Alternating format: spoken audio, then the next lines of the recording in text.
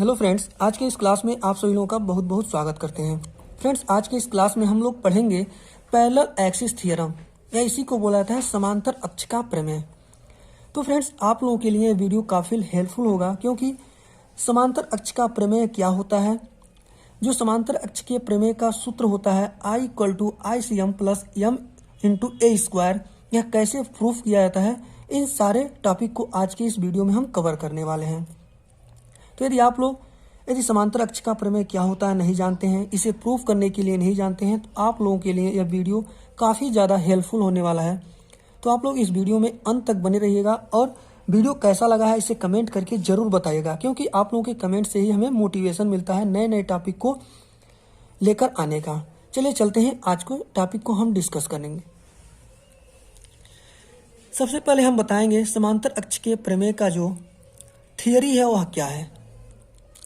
तो आप लोग समांतर अक्ष के प्रमेय का जो थियरी है, इसे याद न करके बल्कि इसे समझेंगे तो आप लोगों के लिए काफ़ी ज़्यादा हेल्पफुल होगा एग्जाम्स में प्रूफ करने के लिए और इसे लिखने के लिए। तो सबसे पहले आप लोग याद न करने पर जोर दीजिएगा, इसे समझने पर जोर दीजिएगा। आप लोगों को सबसे पहले बता देते हैं समांतर अक्ष का प्रमेय क्या होता है, कैसे लिखेंगे। तो समांतर अक्ष का जो प्रमेय है वह है किसी अक्ष के परितः। अब आप लोग एक्सिस जानते ही हैं, एक्स एक्सिस होता है, वाई एक्सिस होता है, जो इस तरह से खींचा जाता है, इसे हम मान लेते हैं एक्स एक्सिस। इसके जो परपेंडिकुलर इसे खींचे हैं, किसे मानते हैं, वाई एक्सिस, ऐसे मान लेते हैं। तो किसी अक्ष के परितः एक पिंड का जड़त्व आघूर्ण उसके द्रव्यमान केंद्र से गुजरने वाले समांतर अक्ष के परितः जड़त्व आघूर्ण और पिंड के द्रव्यमान तथा दोनों अक्षों के बीच की दूरी के वर्ग के गुणनफल के योग के बराबर होता है। ऐसे आप लोगों को समझ में नहीं आएगा। अब इसे हम समझाते हैं यहाँ पर एक डायग्राम बना करके।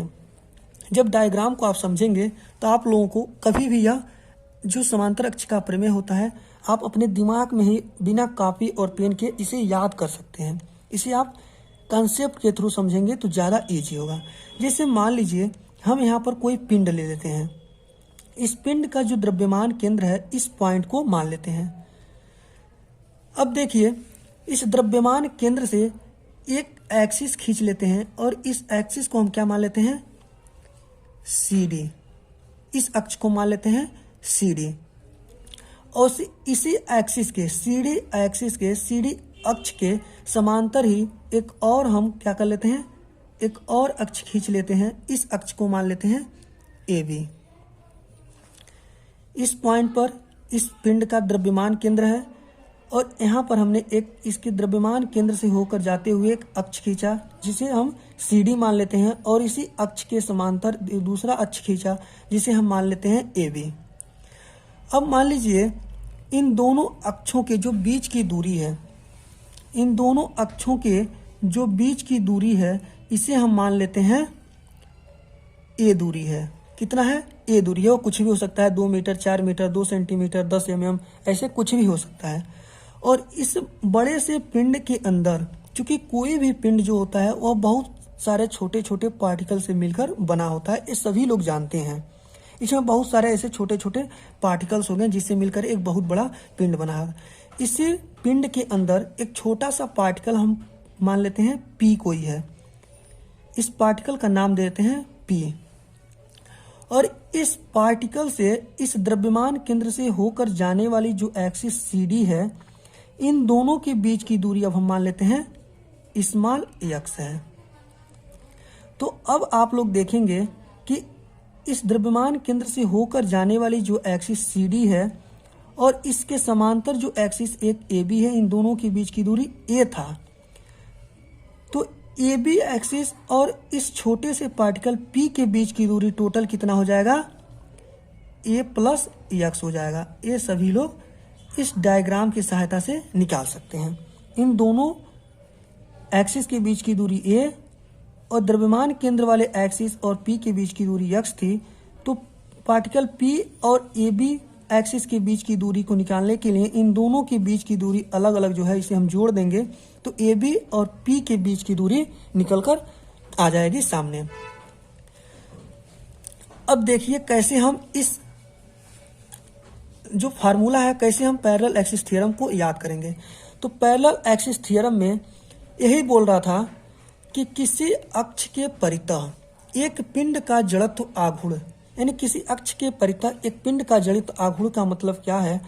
मान लीजिए वो जो अक्ष बोल रहा है किसी अक्ष के परितः, तो वो अक्ष जो हमारा होता है वह ए बी ले लेते हैं। किसी अक्ष के परितः एक पिंड का जड़त्व आघूर्ण उसके द्रव्यमान केंद्र से, यानी इस पिंड के द्रव्यमान केंद्र से जो अक्ष जा रही है वह सी डी है।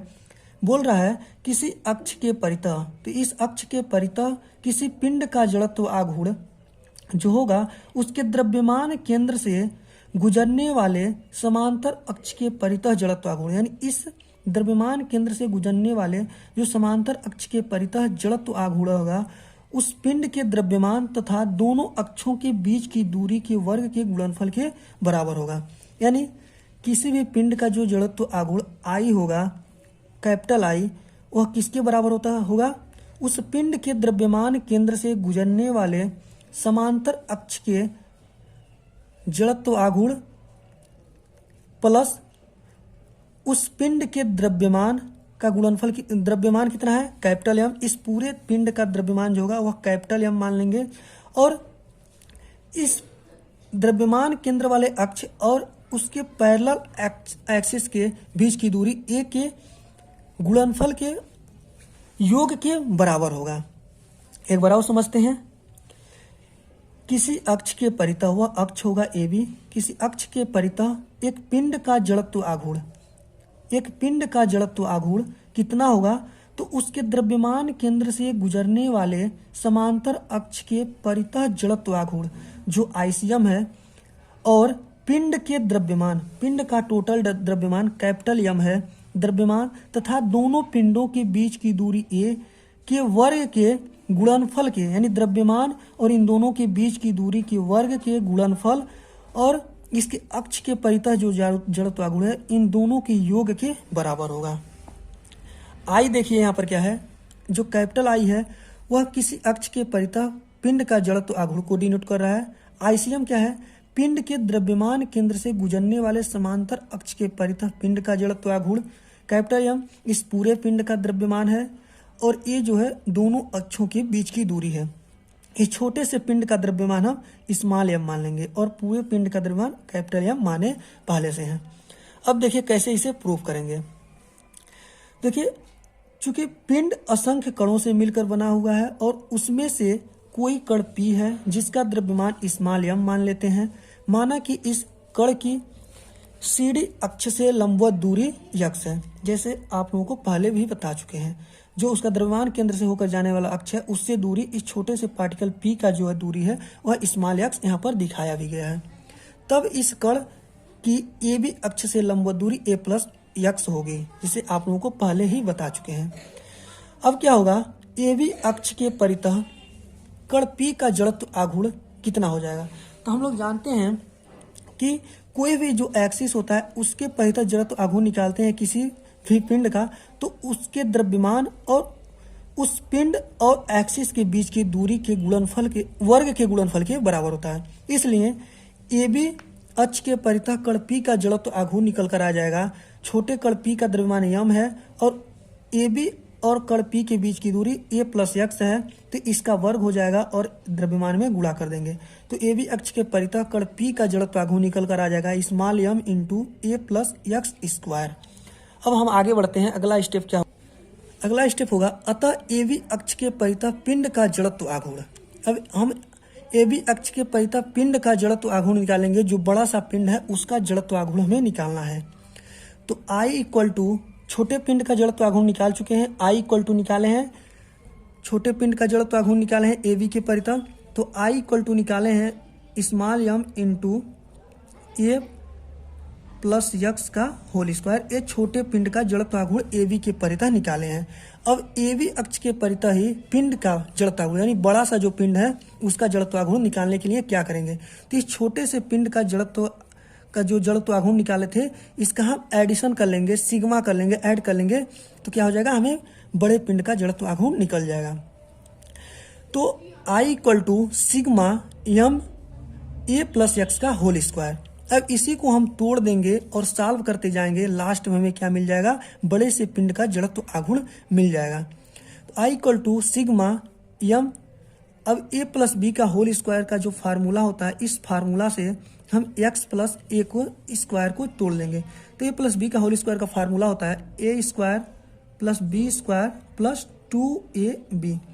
अब इसी जगह पे ए की जगह ए ही है और बी की जगह एक्स रखते चले जाएंगे और इसे हम तोड़ देते हैं। तो ए स्क्वायर प्लस 2ab, बी की जगह एक्स है प्लस एक्स स्क्वायर। अगला स्टेप होगा आई इक्वल टू सिग्मा रहेगा ही, यम का इन सब में हम मल्टीप्लाई कर देंगे। तो यम a square plus 2a Yama x plus Yama x square. अब बारी बारी सिग्मा के साथ इन ब्रैकेट्स के अंदर जो भी टर्म है उसे हम तोड़ लेते हैं। तो sigma Yama a square plus 2 sigma m x A plus sigma m x square. Next step होगा ए स्क्वायर को हम बाहर कर लेंगे, सिग्मा यम प्लस 2 और ए को हम बाहर कर लेंगे, सिग्मा यम एक्स प्लस यम एक्स स्क्वायर यहाँ पर हो जाएगा। इसे हम इक्वेशन नंबर फर्स्ट बना लेते हैं। अब नेक्स्ट आगे स्टेप क्या करेंगे, तो अब सी डी अक्ष के परितः कण P का जड़त्व आघूर्ण। जड़त्व आघूर्ण आप लोगों को निकालने के लिए बताया है। किसी भी अक्ष के परितः यदि हम जड़त्व आघूर्ण निकालते हैं तो उस अक्ष से, कोई भी अक्ष होगा, उस अक्ष से उस पिंड के बीच की दूरी जो होगी, मान लीजिए P मान लेते हैं और इस R मान लेते हैं, और इस पिंड का जो द्रव्यमान m होता है, तो किसी भी अक्ष के परितः किसी पिंड का जड़त्व आघूर्ण निकालने के लिए उसका द्रव्यमान गुणे उसके बीच की दूरी के वर्ग के गुणनफल के बराबर होता है। इसका हो जाएगा m इंटू आर स्क्वायर। इसी तरह से सी डी अक्ष के परितः कण P का जड़त्व आघूर्ण निकालेंगे तो m उस पिंड का द्रव्यमान है, छोटे से पिंड का P जो है, और उसके बीच की दूरी x है, तो यम एक्स स्क्वायर हो जाएगा। और हमने पहले ए बी अक्ष के परितः निकाल चुके हैं m इंटू ए एक्स का होल स्क्वायर। तो नेक्स्ट स्टेप होगा सी डी अक्ष के परितः कण P का जड़त्व आघूर्ण यम एक्स स्क्वायर हो जाएगा। इसलिए सी डी अक्ष के परितः पिंड का जड़त्व आघूर्ण, बड़े से पिंड का जड़त्व आघूर्ण जो होगा वह ICM equal to sigma m x square हो जाएगा। यानी सिग्मा यम एक्स स्क्वायर की जगह आईसीएम लिखने के लिए हम यहाँ पर दो स्टेप आप लोगों को समझाए हैं। यहाँ पर जहाँ सिग्मा यम एक्स स्क्वायर है, यहाँ पर हम आईसीएम लिखने वाले हैं, तथा सिग्मा यम की जगह, सिग्मा यम का मतलब होगा बहुत छोटे छोटे कणों के द्रव्यमान को जोड़ देंगे तो बड़े से पिंड का द्रव्यमान मिल जाएगा। यानी सिग्मा यम की जगह हम कैपिटल यम लिखेंगे जो पिंड के द्रव्यमान को प्रदर्शित करता है। अब अगला क्या होगा, इसलिए चूंकि सिग्मा यम एक्स अक्ष सी डी के परितः पिंड के समस्त कणों के आघूर्णों का योग है, जो सिग्मा यम एक्स है, जो बीच वाला यहाँ पर टर्म मिला था, जो सिग्मा यम एक्स है वह क्या है, अक्ष सी डी के परितः पिंड के समस्त कणों के आघूर्णों का योग है। सी डी अक्ष, सी डी पिंड के द्रव्यमान केंद्र से गुजरने वाला अक्ष है, इसलिए जो अपने द्रव्यमान केंद्र पर हमेशा संतुलित रहता है, इसलिए उसके परितः वस्तु के समस्त कणों का आघूर्ण जो होगा वह शून्य होगा। किसी भी एक्सिस के जो बहुत ही नजदीक जो कण होंगे उसका जो आघूर्ण होगा, मोमेंटम जो होगा, उसके बीच जो चाल होगा वह बहुत ही कम होगा, जिसे हम जीरो मान सकते हैं। तो समीकरण में एक में अभी इन सभी मानों को हम रख देंगे। क्या क्या रखेंगे, ICM sigma m x square की जगह रखेंगे, सिग्मा यम की जगह हम कैपिटल एम रखेंगे, और सिग्मा यम एक्स की जगह जीरो रखेंगे। तो इस इक्वेशन में जब आप समीकरण एक में इन सारी मान को रखेंगे तो क्या प्राप्त होगा, I equal to a square into m plus इतने की जगह जीरो हो जाएगा इक्वेशन एक में रखने पर, या यहाँ पर आप 2a भी लिख सकते हैं, 2a इंटू जीरो लिख सकते हैं। तो किसी भी चीज़ में हम जब जीरो से गुणा करते हैं वो जीरो ही बना देता है, प्लस आईसीएम। तो अब हमें मिल गया I equal to ICM plus m a square. यही समांतर अक्ष का प्रमेय होता है। तो हमें आशा है कि आप लोगों को समांतर अक्ष का प्रमेय अच्छे से समझ में आया होगा, और अभी भी कहीं पर डिफिकल्टी रह गई है तो आप उसे कमेंट बॉक्स में ज़रूर बताएं कि किस टॉपिक पर डिफिकल्टी है। आप लोग जब कमेंट करेंगे तो हमें मोटिवेशन मिलेगा नए नए टॉपिक पे वीडियो बनाने के लिए। चलिए आज के लिए बस इतना ही रहने देते हैं, मिलते हैं फिर से अगली वीडियो में नए टॉपिक के साथ। तब तक के लिए जय हिंद, जय भारत।